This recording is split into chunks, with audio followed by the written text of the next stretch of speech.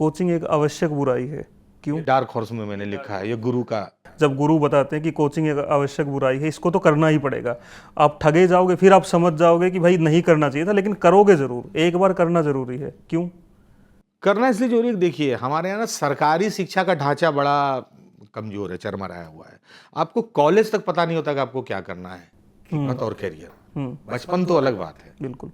बचपन में तो कोई रुचि के अनुसार कुछ बता भी देता है कि ये ऐसा हो सकता है, बन सकता है, लेकिन कॉलेज में कोई काउंसलिंग नहीं है, कोई ऐसा काउंटर नहीं है जो आपको बता सके कि आपको करना है क्या लाइफ में। ऐसी स्थिति में जब आप हिस्ट्री पढ़ के, पॉलिटी पढ़ के या मैथ ही पढ़ के जब आप सीधे आते हैं यूपीएससी की तैयारी में, तो थोड़ा सा तो आपको करीने से एक फ्रेम में तो आपको बंधना होगा ना। आपको सिलेबस का पता होना चाहिए, सिलेबस को फॉलो करने का थोड़ा तरीका पता होना चाहिए, क्या प्रश्न आते हैं, कैसे प्रश्न आते हैं। तो ये एक ढांचा बना बनाया आपको मिलना चाहिए। अगर आप इसी को ढूंढने में 2-3 साल लगा देंगे यही शोध करने में, तो कोचिंग क्या करता है, वो फॉर्मेट आपको दे देता है बहुत तरीके से। बिल्कुल। वो आपको लेना होगा। अब अगर आपको फिर आप कोचिंग से रिजल्ट चाहेंगे, तो एक समय था जब रिजल्ट देती भी थी कोचिंग, क्योंकि कोचिंग तब कोचिंग की तरह थी, यानी कि कोच आपके बगल में खड़ा होकर बैटिंग करता था और बताता था कि स्टांस ऐसे लिया जाता है, फ्रंट फुट पे जाके ऐसे मारा जाता है, ओवर पिच बॉल वो पैर बढ़ा के मारोगे स्ट्रेट ड्राइव 6 जा सकता है। वो बताते थे बल्ला घुमा के। अब क्या है, कोचिंग में जनसभा हो गया कोचिंग, ठीक है। उसमें एक आता है, 700-800 लोगों एक के धर्मगुरु की तरह एक आदमी उंगली उठा के आता है, वो आपको ज्ञान देता है। 2000 छात्र छात्रा बैठे हैं, स्क्रीन पे देख रहे हैं, उनको भरोसा भी नहीं कि आदमी जिंदा है। वो तो आगे से खबर आती है, पीछे तक नहीं यार ये यहीं पे जिंदा, यहीं पढ़ा रहा है, हाँ ये ऐसा है। वो आपके कपार पर यहाँ पर स्क्रीन है, इधर स्क्रीन है, आपको लगेगा ये साला मिस्टर इंडिया चल रहा है। 2-2 हजार बच्चों की क्लासेस हर पिलर में वो अवतरित हो रहा है। कई लड़के तो जिंदा देख ही नहीं पाते, वो पिलर के सामने बैठे होते हैं, तो वहां स्क्रीन चल रहा होता है। जब हम प्रिपेयर करते थे तो 4 फ्लोर पे एक ही क्लास चलती थी, वही में आगे बोर्ड लगे होते थे। बताइए, आसमान ही दूसरा, धरती ही दूसरा, वो अलग फ्लोर पे है। तो अब वैसे स्थिति में कोचिंग भी नहीं है। ये तो जनसभा है। तो जनसभा संबोधित आप करेंगे तो वहां से कैसे रिजल्ट निकालेंगे आप? उससे भी ज्यादा धंधा है।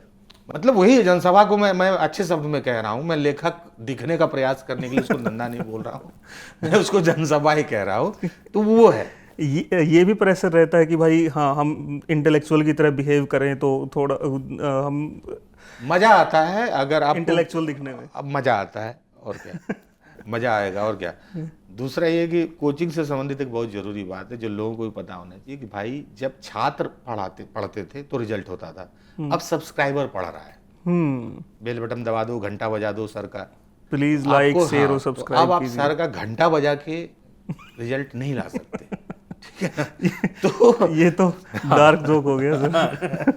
नहीं, इसको आप जोक के तौर पर नहीं लीजिए, ये एकदम ऐसा बात है जो एकदम सत्य है। हाँ, पेन ड्राइव कोर्सेज हैं, ऑनलाइन क्लासेस अब हैं, वो घर बैठ के। अंग्रेजी हिंदी का फर्क है कि बेल बटन को घंटा हिंदी में बोला जाता है, ये मेरा दोस्त नहीं है, ये शब्दकोश की देन है हमारे लिए। लेकिन ये बात सही है कि सब्सक्राइबर यूपीएससी पास नहीं कर सकता। हाँ, सब्सक्राइबर तो कोई नौकरी की परीक्षा तैयारी पास नहीं कर सकता। और आपके जो लाखों सब्सक्राइबर हैं उसमें से कौन है, उसमें तो एवरेज आयु वाले सब्सक्राइबर ऐसे निकल जाएंगे जो 50 साल के हैं, जिनको कभी देना ही नहीं है परीक्षा, जिनको टाइम पास हाँ, करना। और आप सब उसमें शामिल हैं। सब एक ही घंटा दबाए हैं ना, सब एक ही लाइक कर रहे हैं ना, सबको मजा भी एक ही तरह का मिल रहा है। तो उसमें आप छांटेंगे कैसे कि यूपीएससी का प्रिपरेशन करने वाला लड़का लड़की है और ये मजा वाला है? आजकल तो पढ़ाया भी मजे के लिए जा रहा है, मजे के लिए दिया जा रहा है, प्रोडक्ट मजे के लिए दिया जा रहा है। आप कोचिंग के बाहर जाइए, आप पूछिए सर कैसा पढ़ाते हैं, अरे मजा आ जाता है। ये मजा जो आ जाता है ना, इस पर रिजल्ट नहीं आएगा, मजा आएगा। या तो मजा ले लो या मैंने शिक्षकों को देखा है रात रात भर जाग के इंटरव्यू देने वाले छात्रों के साथ 4 बजे सुबह तक बात करते, टहलते हुए पढ़ाते हुए, कोचिंग के बाद नोट्स हाथ में मुड़े हुआ लड़का, सर इसे समझ में नहीं आया कि नेपोलियन क्रांति का शिशु भी था, क्रांति का हंता भी था, तो उसमें जो 2 उदाहरण मैंने क्लास में बताया सर, बाहर थोड़ा सा मैं समझना चाहता हूँ सर, इसको और कैसे डिस्क्राइब करेंगे? तो सर जो है वो निकलते थे और टहलते टहलते जाएंगे दूर तक और बताते थे झालमुड़ी खाते हुए। ये था कोचिंग।